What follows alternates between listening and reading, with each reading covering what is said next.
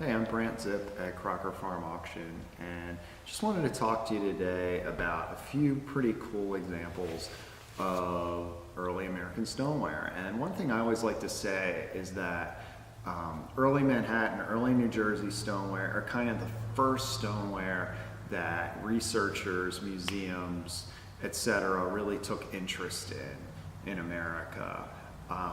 And this happened like around the turn of the 20th century. So you start to see places like the Met and the Philadelphia Museum of Art start to acquire early Manhattan stoneware right around the earliest years of the 20th century. And what's interesting is, even though that happened relatively early on,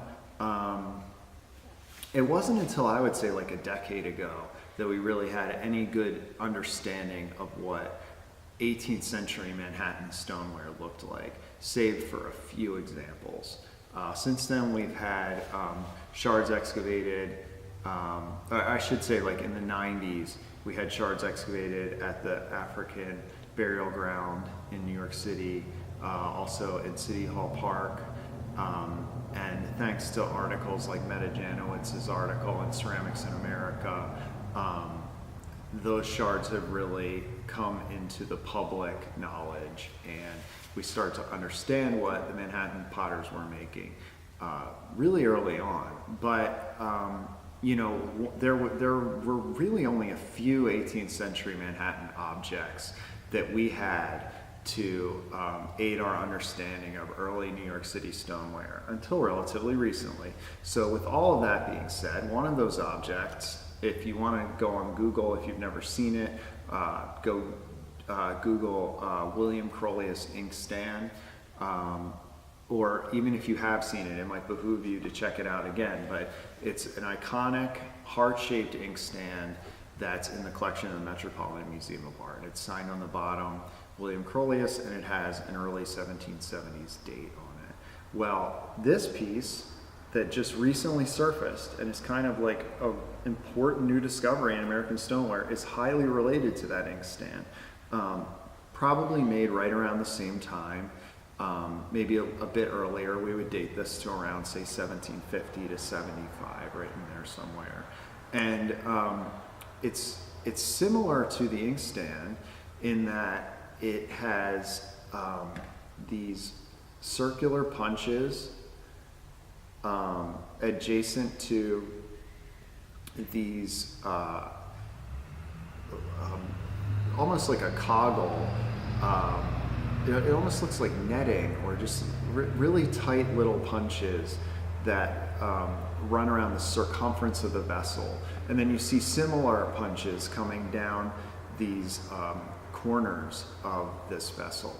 And when you see the appearance of these two decorative treatments in tandem is something you see on that iconic Crolius inkstand. You also, of course, see incised decoration similar to that seen on this piece. Now, what's neat is you see what's a fairly like Germanic treatment. I mean, these early New York City pieces, because they're being made by German potters and potters who are the children of German potters, you see very kind of Germanic treatments to these vessels. And so what's neat about this is you see something you don't really see often on American stoneware, although you sometimes do. You see it more on German stoneware. So here we have this incised flower here, it's filled in cobalt, but then on this side you have the entire side essentially covered in cobalt, and then the flower stands out via the negative space here instead of the opposite, which you see here, and then you see the opposite yet again. Now, when we were first emailed photos of this, we were very excited to see it because as I said, it's a significant new discovery in early Manhattan stoneware. But we just assumed that it was a flask because that was a favorite form of early American stoneware potters, and it just sure looked like a flask. Well, in time, only very recently, we've realized that this is actually an even cooler form than that. So I have this wonderful thing that I'm able to show you. This is not in our November 3rd auction, but this is a redware vessel. And this has, what's neat about this is it's not only so similar in form, the four-sided vessel with the canted corners, rounded shoulder, but it also has these floral designs on each side bearing a different floral design, just like this piece does, which is really interesting. But the potter in this case did something that's essentially unheard of in American utilitarian ceramics, and he actually told us what this is. So on the bottom it says tea canister. So we know that this is actually a tea canister, which is fantastic because, one, this is like an unheard of American stoneware form, but on top of that, actually I'll put these side by side for another minute while I talk. But on top of that, it's just kind of a cool tie-in to like this colonial era of American stoneware and colonial American consumption of tea. So it's just really a fantastic thing when you think about it. Now, this piece was made by, pretty clearly we think, made by the Crolius family. Well, the Crolius family is the most prominent family of the time period of a bunch of different families of stoneware producers in Manhattan. One of those was the Kemple family. So we have this little jug here, and the Kemple family was another family of German immigrant potters. The patriarch of the family was Johann Peter Kemple, who came over to America sometime around the 1740s, off the top of my head, maybe a little bit earlier. But he actually was really tight with the Remy family and the Crolius family in Manhattan, and he was making pottery alongside of them. Now, his site was excavated in the mid-20th century by a researcher named Robert J. Sim and some of his associates, and that was a really important dig in understanding 18th century American stoneware. And on shards pulled up at his site, you see this pomegranate design, and then this treatment around the handle. The base of the handle is a typical New York, New Jersey treatment of the time period.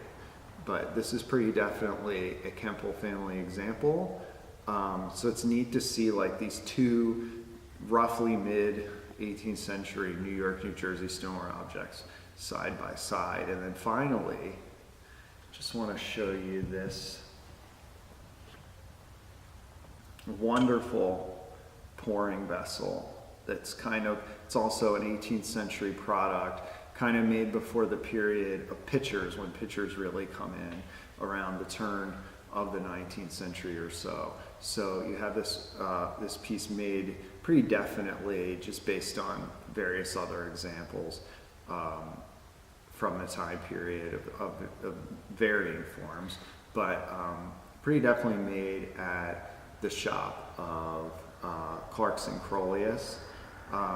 But probably while his father, John Crolius Sr., was running that pottery. And then eventually Clarkson, who becomes one of the most famous American stoneware potters, perhaps the most famous, he takes the shop over around the late 1790s. So this is probably, this is like a 1790s object made either by John Crolius Sr. or his son Clarkson, but it's just a fantastic, yet again, 18th century, really scarce early Manhattan vessel.